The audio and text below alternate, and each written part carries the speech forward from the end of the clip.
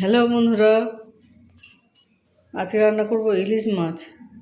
খুব একটা বড় সাইজ না, কিন্তু এই ইলিশ মাছগুলো খেতে ভালো হয়।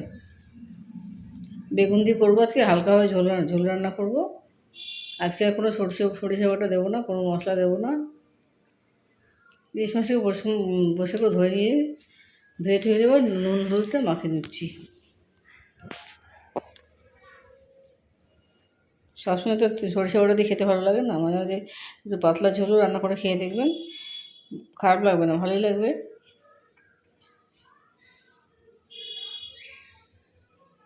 এই মাছটা খুবই সুস্বাদু মাছ, একটু কাটা থাকে কিন্তু খেতে খুবই ভালো লাগে। এই বর্ষার সময় ইলিশের মরশুমে ইলিশ না খেলে কেউ সে থাকতেই পারবে না।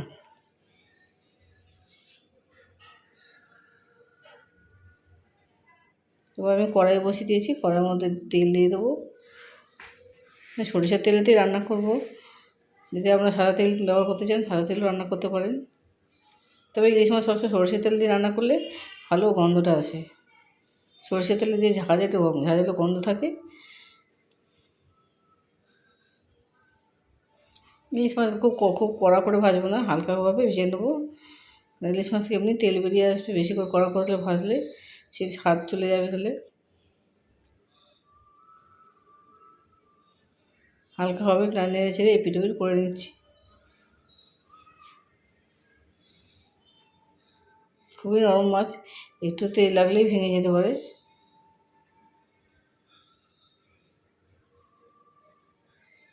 এবার যে কটা মাছ ভেজে নিয়ে এসেছিলাম আমি ভেজে নিচ্ছি, এক এক করে সমস্ত মাছটাই ভেজে নেবো আমি।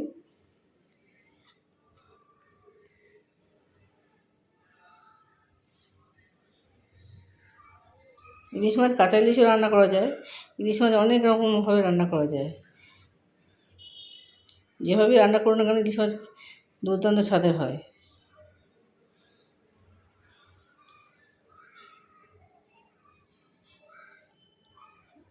গোটা মাছটাই নিয়েছিলাম, মাথা ও লেজও ছিল মাছে, সবটাই একবারে অংশ করেই রান্না করব।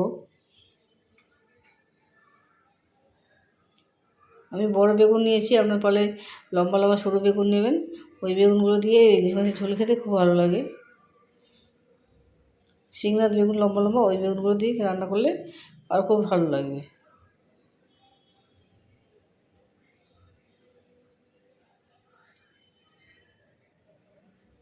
সমস্ত মাছগুলো আমার এইভাবে ভাজা হয়ে গেল। এবার একটু সাইড করে তেলগুলো ছেঁকে নেবেন।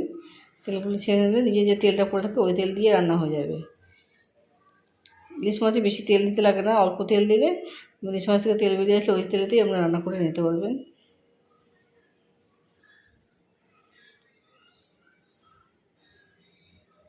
এর মধ্যে আমি কালো জিরা ফোড়ন দেবো। এর মধ্যে আমি অল্প সামান্য পরিমাণ কালো জিরা দেবো। বেগুন দিয়ে লম্বা লম্বা করে কেটে নিয়েছি আমি।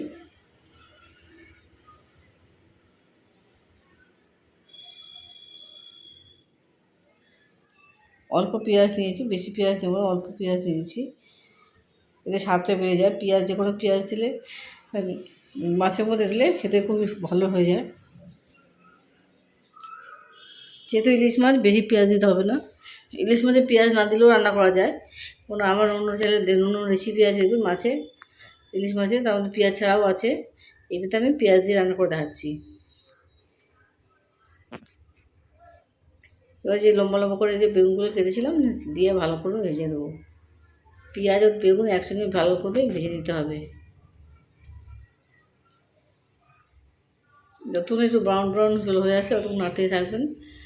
বেগুনটা ভালো করে ভাজা হয়ে গেলে, ভাজা ভাজা বেগুন হলে স্বাদ হবে খাবারটায়, রান্নাটা খুবই স্বাদ হবে। লাইক এবং সাবস্ক্রাইব করতে ভুলবেন না, কমেন্টে আমাকে জানাতে পারেন এরকম রান্নাগুলো বাড়িতে রান্না করে দেখবেন কেমন হচ্ছে। হলুদ দিয়ে আবার ভালো করে ভেজে নেবো। কমেন্টে আমাকে জানাতে পারেন রান্নাগুলো কেমন হচ্ছে।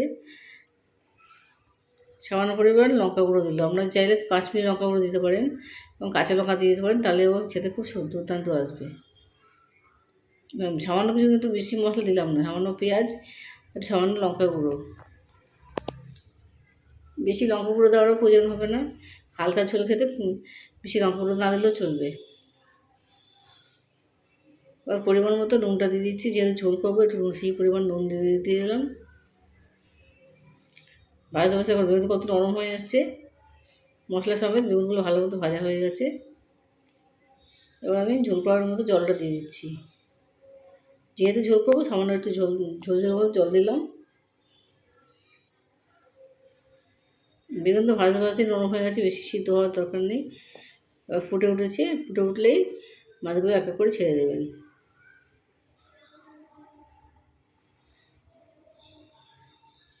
অন্য মাছ বেশিক্ষণ রাখতে লাগে, কিন্তু ইলিশ মাছ বেশিক্ষণ রাখতেও লাগবে না। এবার নুনের মধ্যে মশলা ঢুকে যাবে, একটু চাপা দিয়ে দেবেন কিছুক্ষণ, খুব সুন্দরভাবে নরম হয়ে সিদ্ধ হয়ে যাবে।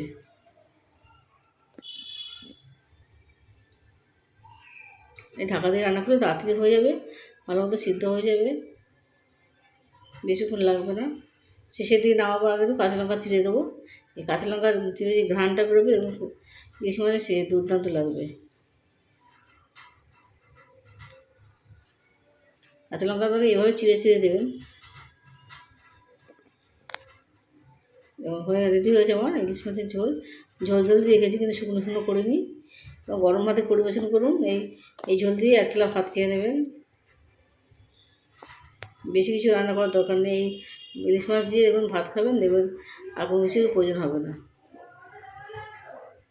বাড়িতে এই রেসিপিটা বানিয়ে দেখুন, দুর্দান্ত স্বাদের ইলিশের ঝোল।